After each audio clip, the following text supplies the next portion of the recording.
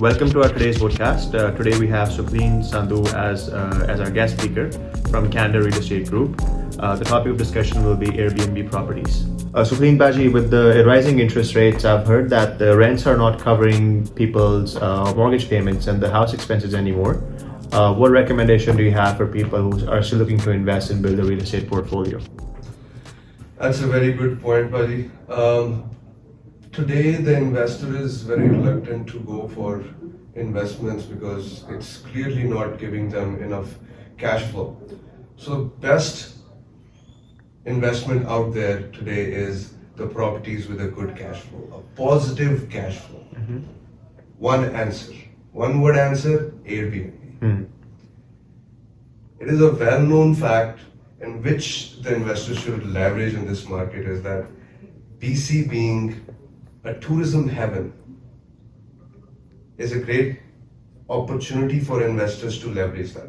So BC being the tourism haven, there is millions of travelers coming from all over the world, especially US. And Vancouver downtown is at the heart of everything. There are so many locations in BC like Whistler, Vancouver, Tofino.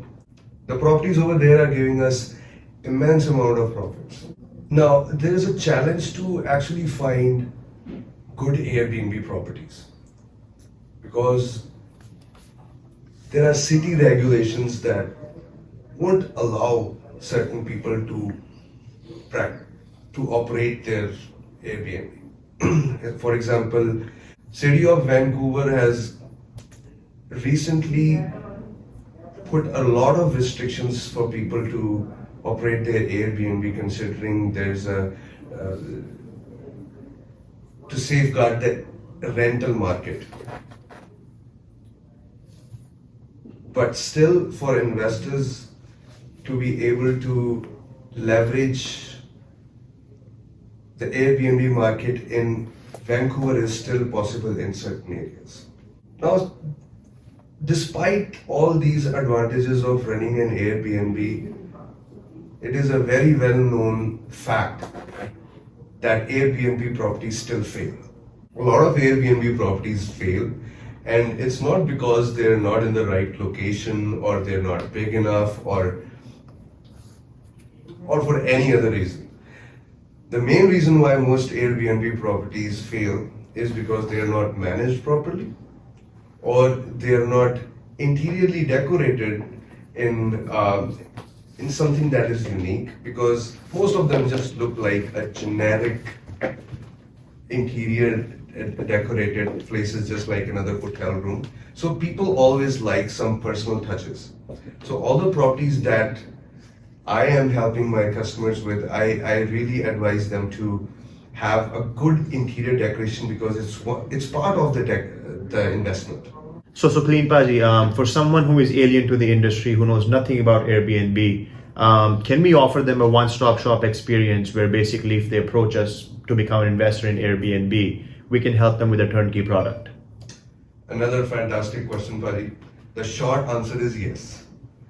Obviously, us being realtors, there are certain limitations on the services that we can provide. But apart from getting a fantastic deal to my clients, I can get them in touch with industry experts that can help them with interior decoration, property management,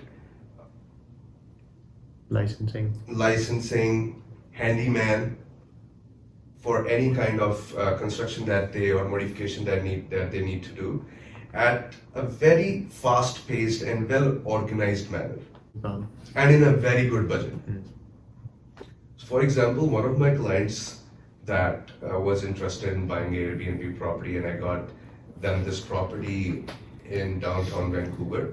It's a 2-bed, 2-bath, which I got them into contact with the interior designer, the renovations guy, the city licensing process. They helped them with everything, and right now I can probably say that, and they are so happy with it, that it's generating 10,500 monthly revenue for the past few months.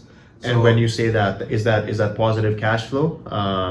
That is 100% positive cash flow because their monthly mortgage plus strata should be around 4,000, and rest everything is in pocket. That's great.